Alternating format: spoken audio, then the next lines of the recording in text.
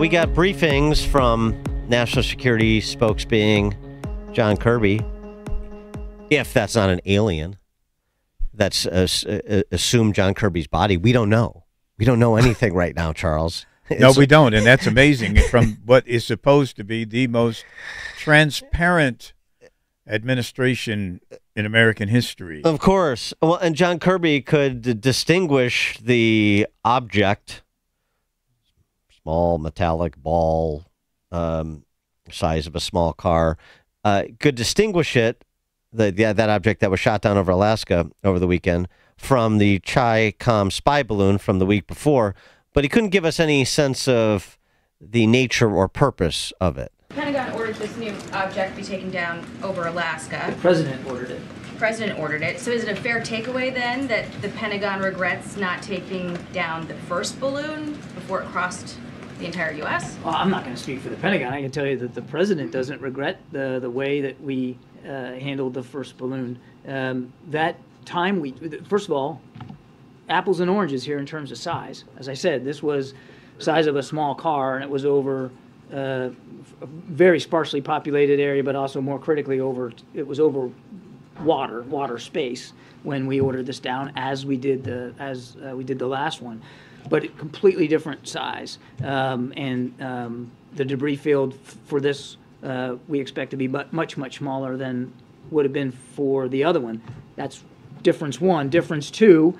We knew for a fact that the PRC balloon that we shot down last week was in fact a surveillance asset and capable of surveillance over sensitive military sites, and that it had self-propulsion and maneuver capabilities. There's no indication that this one did. The other one, the first one, was able to maneuver and loiter, slow down, speed up. It was very purposeful, that flight path inside the jet stream. Yeah. So what is the new one? I mean, remember the spin from the Biden White House was they were spying on the spy balloon that was spying on us. They had put up shields on sensitive targets, and they were tracking. We were pulling information from the spy balloon. We did a jujitsu there. Well, why can't you do a jujitsu with that object that was floating over Alaska? It's all very bizarre, and it's trying the patience of Democrats and Republicans alike. Democrat Senator John Tester from Montana on Face the Nation. What's gone on the last, 2 weeks or so, 10 days, has been nothing short of craziness. And the military needs to have a plan to not only determine what's out there, but determine the dangers that go with it. And House Intel Chairman Mike Turner was on with Jake Tapper, expressing frustration about not being briefed by the Biden administration, just having to be briefed by the cable news channels. This is particularly annoying about this administration. The Biden administration needs to stop briefing Congress through our television sets and actually come and sit down and brief us. What we're seeing here is a number of announcements by the administration without any real information being given to Congress. This could be because they don't have any information. From the press conference we saw, it does seem like they took this action without a real understanding for what they were going after, but having declared it a hazard. But we'll see as the information comes to Congress. But I do think that there needs to be more engagement between the administration and Congress. Probably they're a little hesitant after the Chinese balloon fiasco, where they let it go across the country to great criticism, bipartisan and bicameral criticism from Congress. For more on this, we're pleased to be joined by Lieutenant Colonel Jim Carafano, the Vice President of the Catherine and Shelby Cullum Davis Institute for International Studies at the Heritage Foundation and author of the book Brutal War, Jungle Fighting in Papua New Guinea, 1942. Jim, have the visitors arrived? Yeah. Can you play the bite? Can I play which bite? There it is. It is balloon. Okay. When the everybody has their favorite bite on this. Yeah, right. When the first incident started, my mind immediately went to that. Because I'm old, but it just reminds me of how this administration's reaction, which does seem like something out of the Keystone Cops. I think I have an explanation for this. I will say I understand why the administration might be a bit flummoxed, because you have different objects here with different profiles, and so because they were smaller, maybe they didn't pick them up sooner, and so they're reticent to kind of just declare this but they're going to get physical evidence. So we're going to get a bit of clarity on this in a couple of days, and be able to just pow out. But I think there's an explanation that connects all these dots that just makes sense. Well, what is So it? you want to know what that? So look, you have to link two stories together. Okay. One is the announcement last week by the U.S. government acknowledging for the first time that China now actually has a bigger ICBM launcher force than we do. Mm-hmm. So when you have that many of ICBM launchers, they are useless unless you can target them, because you have to hold the enemy's cities. And nuclear response. You know, our ability to shoot back, whether it's bombers or land-based missiles, and command and control at risk. And for that, you need targeting data. What these balloons are perfectly designed to do is to gather signal intelligence that would help round out the targeting data. And then people, I think, they like, what's the big deal? You shoot a nuclear weapon at Montana, you're going to kill everything. Well, actually, you have to be, particularly if you're going after missile silos, you have to be pretty precise, because the missile silos are hardened. And a lot of these military targets are hardened. So you actually have to get a pretty good hit to take them out. And they say, well, they have satellites. Well, the great value of satellites is you're the eye in the sky. The disadvantage of that is when they're going to be overhead. So therefore, there are things you can just cover up that you can't see, and from signal intelligence, you're absolutely a far better and more efficient collector as a balloon flying overhead than a satellite in space. So I think it was a deliberate campaign on the part of the Chinese to collect nuclear targeting data against the United States. Not surprising that they would send more than one asset to do this, and that the assets would have different profiles and fly at different altitudes, looking for gaps in spaces in U.S. air defenses to get through. I think it seems to be all part of a deliberate campaign. You know, now that we're onto it, is it probably going to come to an end? My guess is probably yes. But I think that I think this is a Chinese effort to gain more intelligence to target their nuclear missiles, period. Sir, this is Charles Thomas, who's subbing for Amy today. What's up with NORAD? I mean, I've been hearing about NORAD for decades. They right. can't pick up these devices when they fly into this hemisphere, really? So clearly the larger one they did, and that's not surprising. You had a big, giant blip in the sky that was actually clearly sending transmissions back to China. I think all the evidence is they picked that up before it came into U.S. airspace, and they were actually just not talking about it. I mean, they were actually had never planned, I don't think, to release this information. We can talk about why they did that, but the smaller ones, I think it's a more open question. They're smaller objects; they have different profiles, and I think maybe this is all part of an effort for the Chinese to find gaps in their ability to collect this. I will say something that people haven't really talked about, but it's really, really important. The first balloon flew at 60,000 feet. Nothing flies at 60,000 feet. The last one that they just shot down, it was at 20,000 feet. Commercial airliners fly at 30,000 feet and below. That was a menace to air navigation. People could have got killed. It could have run into something. Or with all these jets flying around and tankers flying around fueling the jets and people shooting at stuff, somebody could have got killed. So if the Chinese are behind that, and we think they do, that was I wouldn't say it was an act of war, but that was an egregious, dangerous act. Do you think that yeah.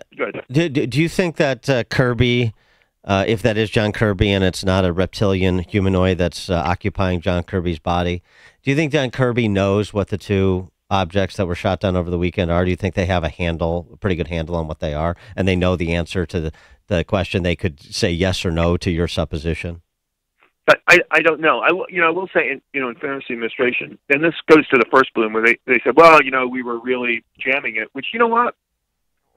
That's something you don't actually like to say in public, because if you're doing really good jamming, the other guy doesn't know you're doing that. They just think, oh, we bought crappy parts at Radio Shack or something.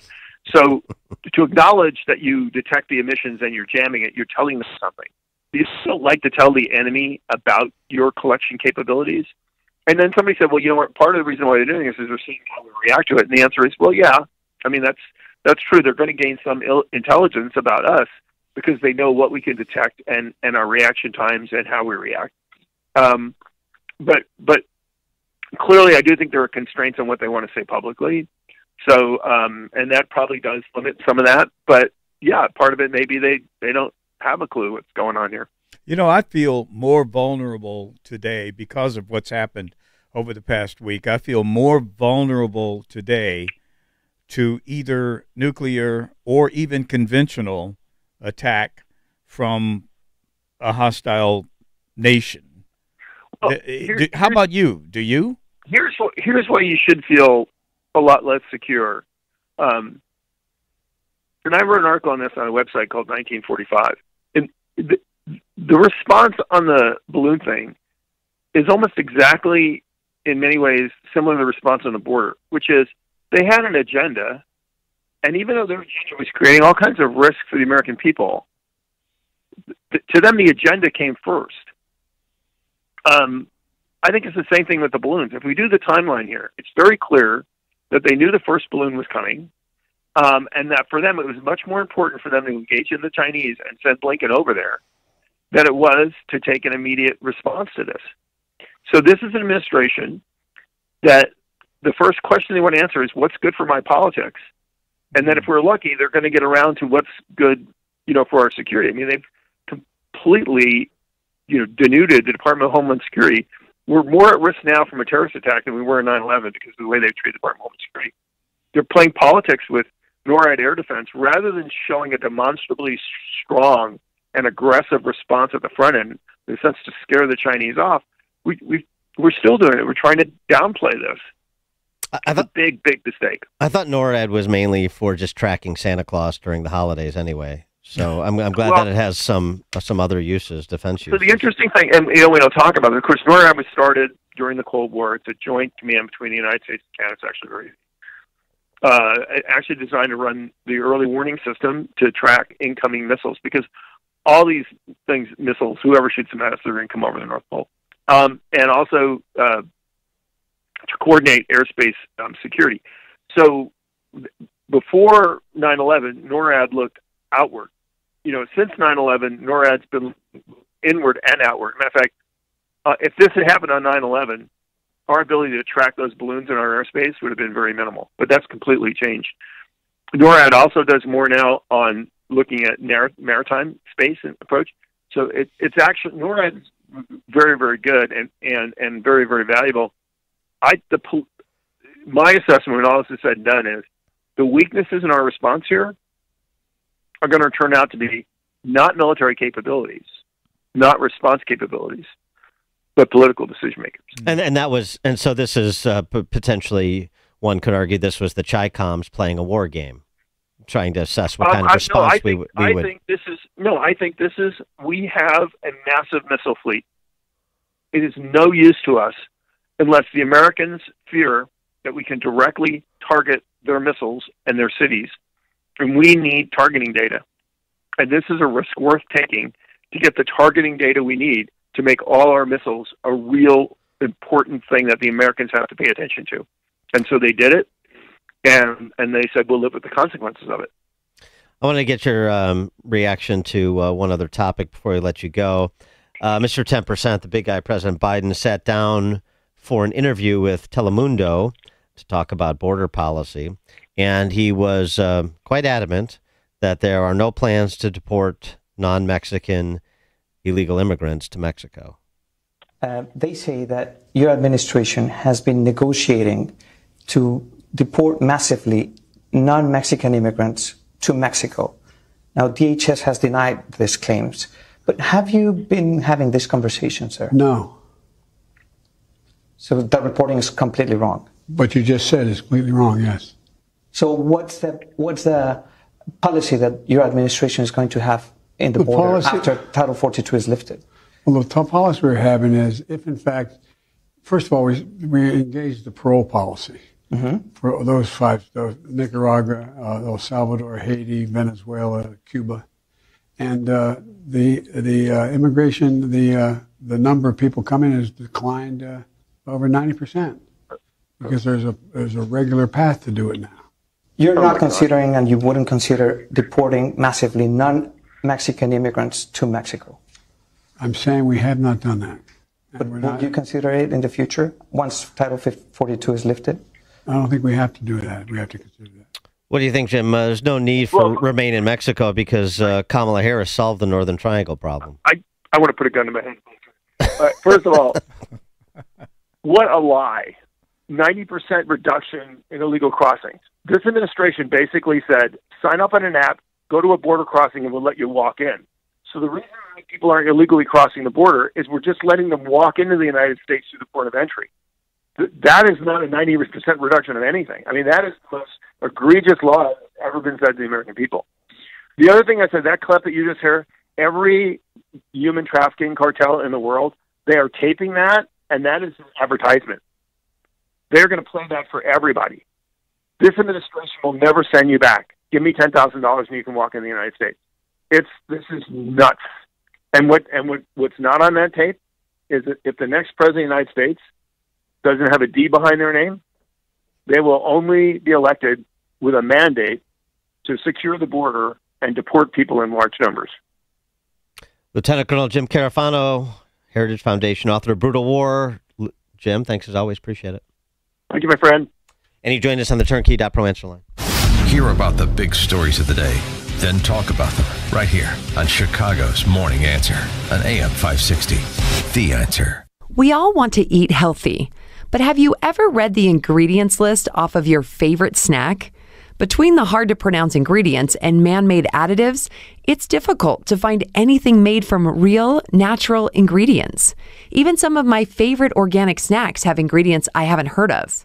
At Balance of Nature, we know the value of real nutrition that can only be found in real food.